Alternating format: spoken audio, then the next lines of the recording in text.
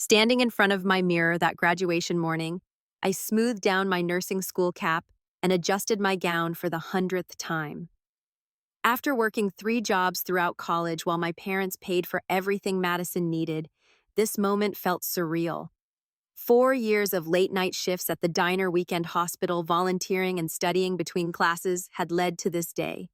My parents promised they would be there front row cheering when I walked across that stage.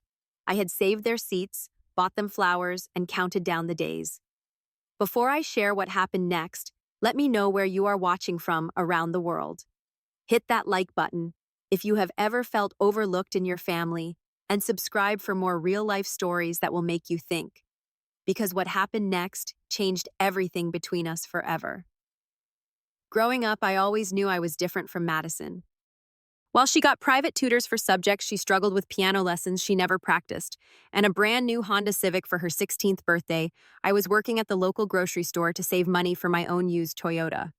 Do not get me wrong, I never resented Madison for this. She was my little sister and I loved her. But the pattern was clear from early on. Madison needed help, and I was expected to handle things myself. When Madison brought home a report card with mostly B's and C's, my parents would take her out for ice cream to celebrate her effort. When I brought home straight A's and made the honor roll, they would nod approvingly and remind me to keep it up. Madison's dance recitals were family events with flowers and dinner afterward. My academic award ceremonies were something they attended if nothing else was scheduled. The justifications were always the same. Madison needed more support because she was not as naturally academic as I was. I was independent and capable, so I did not need the same level of attention. They were proud of me, they said, but Madison required more hands-on parenting. By the time I turned 15, I was working part-time jobs, not because we needed the money, but because I wanted things my parents would not buy me while they freely purchased items for Madison. College was where the disparity became most obvious. While my parents paid Madison's sorority dues, spring break trips, and shopping sprees, I was filling out financial aid forms and taking student loans. They helped her choose classes and drove her to campus for orientation. I researched nursing programs online and took the bus to campus visits. When Madison called home crying about a difficult exam, they drove 4 hours to bring her comfort food and help her study. When I called exhausted after pulling an all-nighter at the hospital while maintaining my full course load, they reminded me how strong I was and how proud they were of my independence. The night shifts at the 24-hour diner were the worst. I would finish classes at 5, drive straight to work, serve customers until 2 in the morning, then go home and study until it was time for morning classes again. My feet ached constantly. My grades were good, but not as perfect as they could have been if I had more time to study, and I was perpetually tired. Meanwhile, Madison was pledging a sorority and posting pictures of themed parties and weekend trips. I told myself it was building character. I was learning responsibility and work ethic that would serve me well as a nurse. My parents were not wrong that I was capable and independent, but deep down I wondered what it would feel like to have my parents worry about me the way they worried about Madison. What would it be like to have them drive hours just to bring me soup when I was sick, or help me move into my apartment, or attend every important moment without me having to beg them to prioritize me just once? Graduation morning felt different, though. This was not just another academic achievement they could acknowledge with a proud nod. This was the culmination of 4 years of sacrifice, and they had promised to be there. I woke up at 6 a.m. and spent 2 hours getting ready, picking out the perfect dress to wear under my gown, and practicing walking in heels I had bought specifically for this day. At 7 a.m., my phone buzzed with a text from Mom. "Running late, sweetie. Save our seats." My heart jumped a little, but I was not worried. They had promised, and my parents always kept their promises, even if they sometimes needed reminders about what was important to me. I arrived at campus an hour early and found 3 perfect seats in the front section where graduates' families typically sat. I placed my purse and a small bouquet I had bought for photos on the seats and watched as other families began to arrive. Mothers adjusted their sons' caps and took dozens of photos. Fathers carried flowers and beamed with pride. Grandparents settled into chairs with cushions they had brought for comfort during the long ceremony. 45 minutes before the ceremony was supposed to start, I was checking my phone every few minutes. Other families were filling in around our saved seats, and I was starting to feel self-conscious about holding 3 spots when my parents still had not arrived. The ceremony music was beginning to play in the background when my phone finally rang.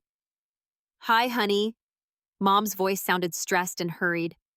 "I am so sorry, but we are not going to make it to your graduation today."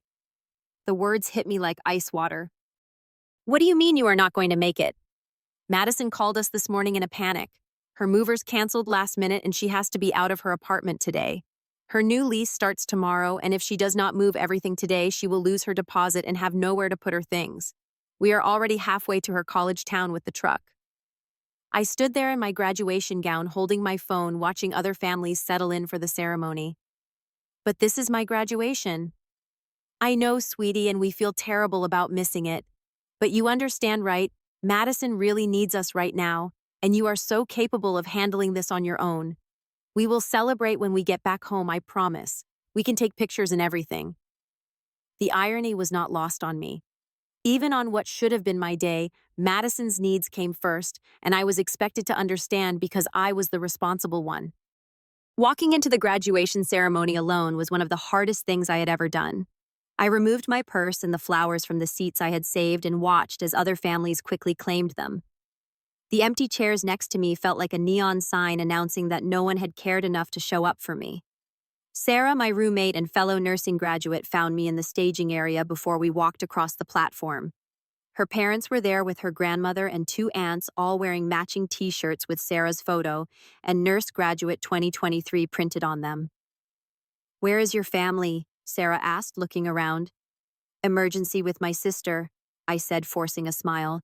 "They could not make it." The lie felt bitter in my mouth, but I was not ready to admit the truth to anyone, including myself. Sarah's parents immediately tried to include me in their family photos and celebration, which made me feel even worse about my own situation. When they called my name during the ceremony, I walked across that stage knowing no one in the audience was cheering specifically for me. I had graduated summa cum laude, a distinction I had earned while working multiple jobs and supporting myself financially.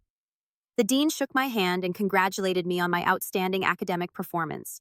I smiled for the professional photographer and accepted my diploma, but the moment felt hollow. After the ceremony, I took a selfie with my diploma in front of the nursing school banner. I practiced my smile several times before getting the shot right, trying to look happy and accomplished instead of devastated and alone. Several classmates invited me to graduation parties, but I declined them all. I was too embarrassed to explain why my family was not there, and I was not in the mood to celebrate. That evening, I was scrolling through social media when the truth of my parents' day became clear. Madison had posted a series of Instagram stories throughout the day showing her apartment moving process. There were photos of mom and dad helping her pack boxes, loading furniture into a truck, and arranging her new bedroom.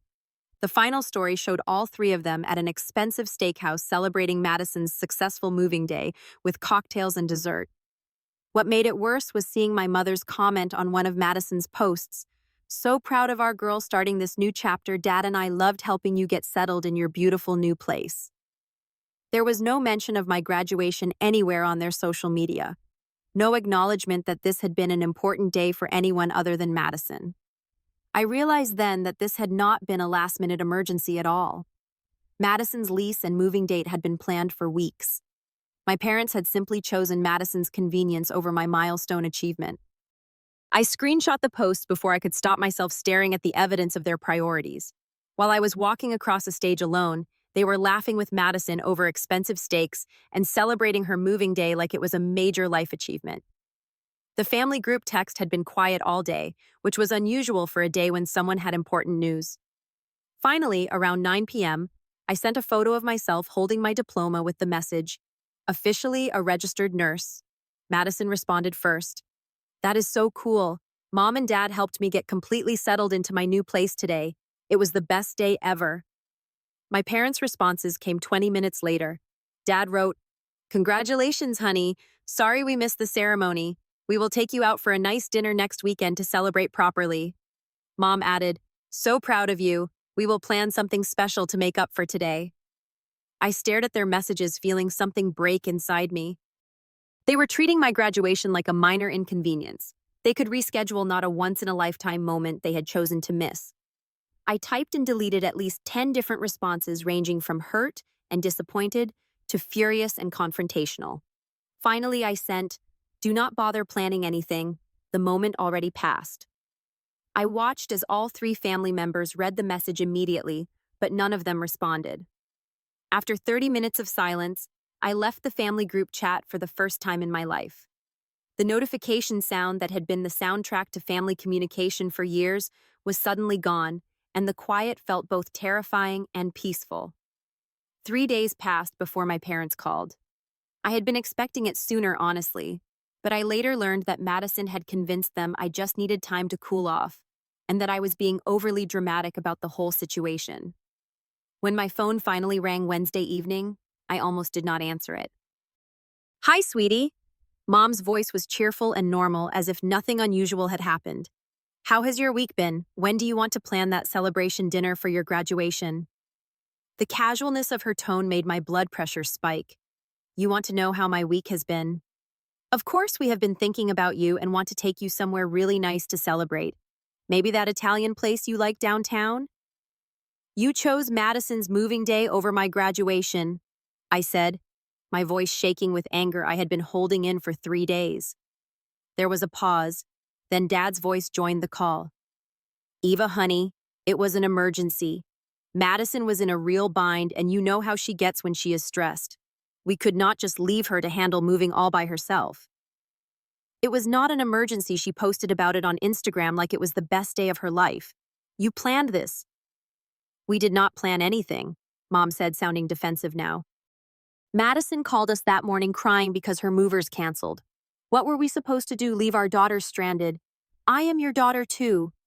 The words came out louder than I intended. But apparently I only matter when Madison does not need anything. Dad's voice took on the patient, condescending tone I remembered from childhood arguments. "Eva, you are being dramatic. You know we are proud of you, but you are also capable of handling disappointment. Madison needed us, and she cannot cope with stress the way you can." "Do you hear yourselves right now?" I asked. "You are literally telling me that my graduation did not matter because I am too strong to need my parents there." "That is not what we are saying," Mom protested. "We raised you to be independent and resilient. Madison needs more support, and you have always understood that." The conversation continued for another 20 minutes, with my parents growing increasingly defensive and me growing increasingly clear about something I had never fully understood before. They genuinely did not see what they had done wrong. In their minds, they had made a practical decision to help the daughter who needed help, and I was being unreasonable for expecting them to prioritize a ceremony over a real crisis. "We will always be there for you when there is a real emergency," Dad finally said, as if this was a reasonable compromise. "My graduation was real," I said quietly. "To me, it was the most important day of my life so far." "Well, we can fix this," Mom said brightly. "We can have a do-over. You can put on your cap and gown again, and we will take a family photo. Madison can drive up for it too, and we can all go out to dinner together. It will be like we were there all along." I sat in stunned silence, listening to my mother suggest that we could pretend they had not missed the most important academic achievement of my life. They wanted to recreate the moment for a photo opportunity, as if their presence at a staged recreation could somehow replace their absence from the actual event. "What is wrong?" Mom asked when I did not respond. "We are trying to make this right, Eva." That was the moment I realized they would never understand what they had taken from me. They saw my pain as an overreaction that could be fixed with dinner and a photo session. They had no concept of what it felt like to walk across that stage alone, or to see their social media celebration of Madison's moving day while my achievement went unmentioned. "I need space from this family," I said clearly. Both parents started talking at once, their voices overlapping with reassurances and dismissals. "You do not mean that," Dad said. "You are just upset right now," Mom added. "You will feel differently tomorrow." "Do not contact me for a while," I said. "I need time to figure out what this relationship actually means to both of you." "Eva, do not be silly," Mom said, laughing a little as if I was a child threatening to run away. "We are family. You cannot just cut off your family over a misunderstanding." "Watch me," I said, and hung up. Within an hour, I had blocked both of their phone numbers and removed them from all my social media accounts. I changed my emergency contacts at work from my parents to Sarah, updated my address with the bank so statements would not go to their house, and deleted the family group chat from my phone entirely. The silence was immediate and overwhelming, but it was also the first peace I had felt in days. 6 months of no contact with my family taught me more about myself than the previous 22 years had. I moved to Denver for a position in pediatric intensive care at Children's Hospital, Colorado, partly because it was an amazing career opportunity, and partly because it put 900 miles between me and the family dynamics I was trying to understand. The work was demanding and rewarding in ways I had never experienced. For the first time in my life, I was surrounded by people who valued my competence without taking it for granted. My supervising nurse praised my clinical skills and recommended me for additional training opportunities. Colleagues invited me to their homes for dinner and included me in weekend hiking trips. I was building relationships based on mutual respect and genuine friendship, rather than family obligation and assumed roles. I rented a tiny one-bedroom apartment in a neighborhood full of young professionals and decorated it exactly how I wanted it. No one questioned my choices or suggested improvements. No one called with emergencies that required me to drop everything and fix their problems. For the first time in my adult life, I was living entirely for myself.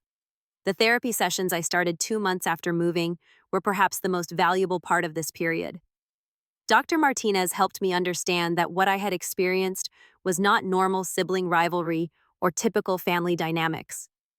The term emotional neglect was new to me, but it perfectly described the pattern of my parents meeting my physical needs while consistently minimizing my emotional ones.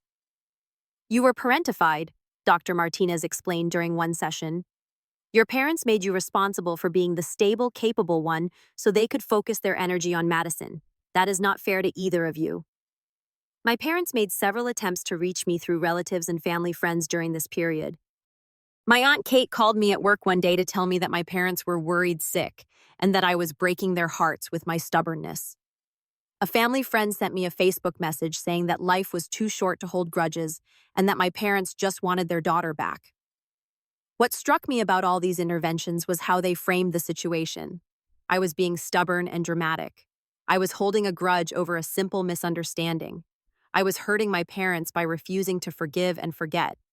No one acknowledged that my parents had hurt me first, or that their actions had consequences they needed to address.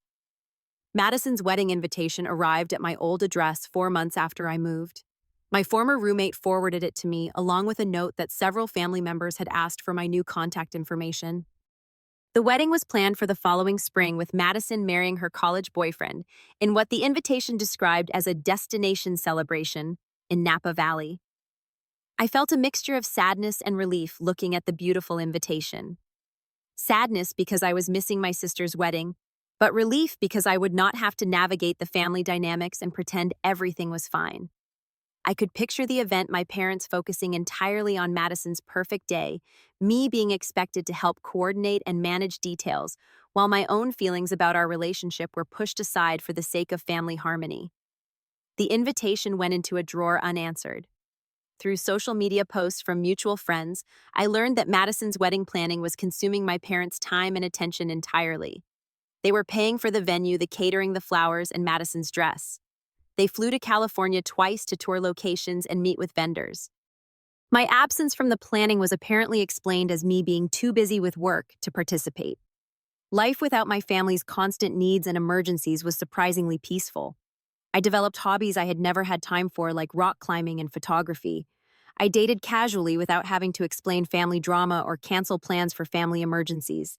I saved money that would have otherwise gone to birthday gifts, Christmas presents, and contributions to family celebrations.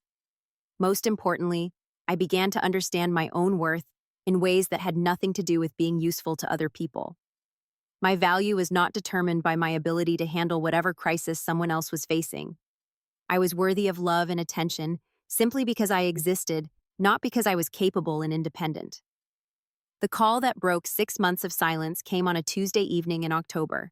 I almost did not answer because I did not recognize the number, but something made me pick up. "Eva." It was my Aunt Kate's voice, strained and scared. "You need to come home. Your grandmother had a stroke this morning. She is in intensive care, and the doctors say the next 48 hours are critical." My grandmother and I had always been close. She was the one family member who had consistently treated Madison and me equally, never showing favoritism or making excuses for my parents' behavior. If anyone in my family deserved my presence during a crisis, it was her. I called in sick to work, booked the next flight to my hometown, and drove straight to the hospital from the airport. Walking into the ICU waiting room and seeing my family for the first time in 6 months was surreal. My parents looked older and more tired than I remembered. Madison was curled up in a corner chair, crying softly while her fiancé rubbed her shoulders. The relief on my parents' faces when they saw me was overwhelming. "Thank God you came," Mom said, standing up to hug me. "We have been so lost without you here to help us understand what the doctors are saying." The irony of the statement hit me immediately. Even in this moment, they were not happy to see me because they had missed me or because our relationship mattered to them. They were relieved because they needed my skills and competence to navigate a medical crisis. Over the next 3 days, I found myself falling back into familiar patterns. I spoke with the doctors about treatment options and prognosis. I researched rehabilitation facilities and coordinated with insurance companies. I organized a schedule so that someone would always be with my grandmother during visiting hours. Madison was too emotional to handle logistics, and my parents were too overwhelmed by the medical terminology to ask the right questions. My grandmother's condition stabilized on the 4th day. The stroke had affected her mobility and speech, but her cognitive function was intact, and the doctors were optimistic about her recovery with proper rehabilitation. The crisis was over, but the family dynamics it had revealed were clearer than ever. As we prepared to leave the hospital after getting the good news about my grandmother's prognosis, my parents automatically began discussing next steps as if I would be staying to coordinate her care. "Eva, you will need to tour those rehabilitation facilities we talked about," Dad said, gathering his jacket. "You understand the medical side of this better than we do." "I will not be doing that," I said calmly. "I am flying back to Denver tomorrow morning." The silence in the hospital hallway was deafening. "But we need you," Mom said, her voice taking on the same tone she had used when I was 16 and balking at babysitting Madison for the weekend. "This is family, Eva.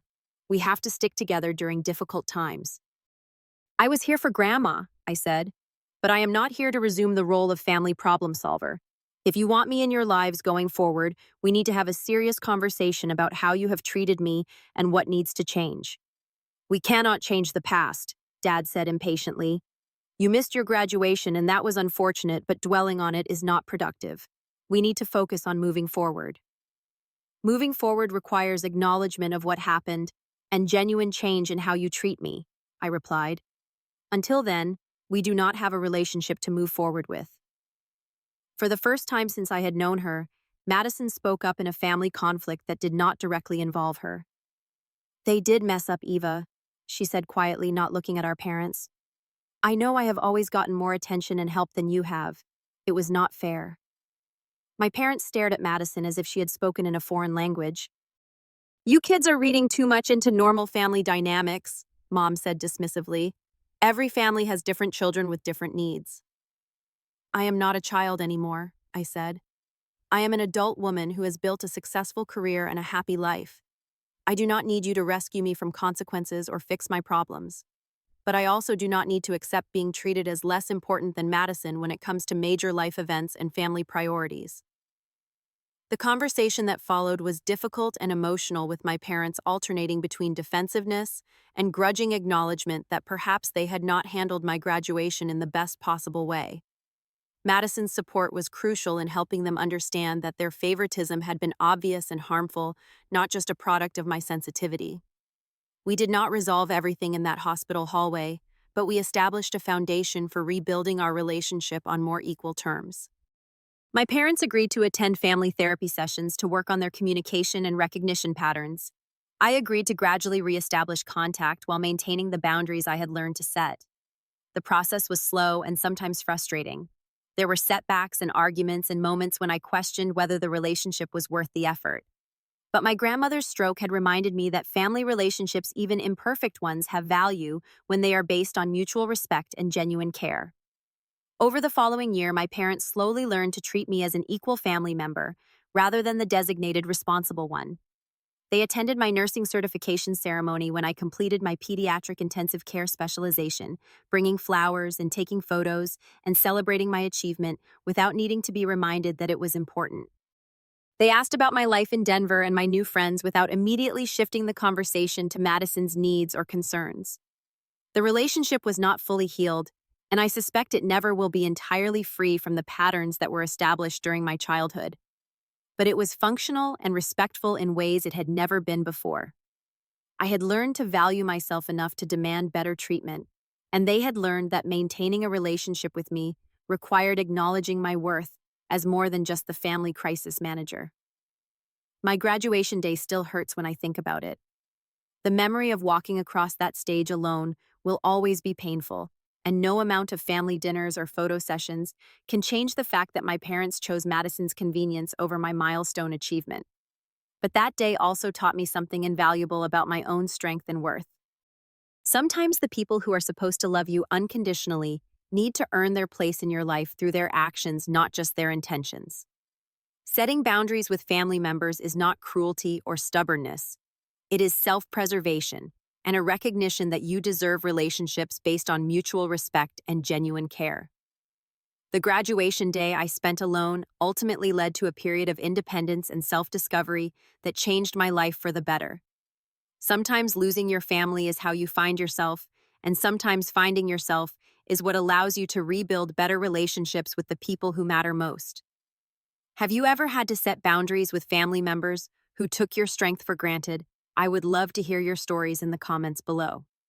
If this resonated with you, please like this video and subscribe for more real-life stories about family dynamics, personal growth, and learning to value yourself. Share this with someone who might need to hear that they deserve better treatment from the people closest to them. Thank you for listening to my story, and remember that your achievements and milestones matter just as much as anyone else's, regardless of what your family might have taught you to believe.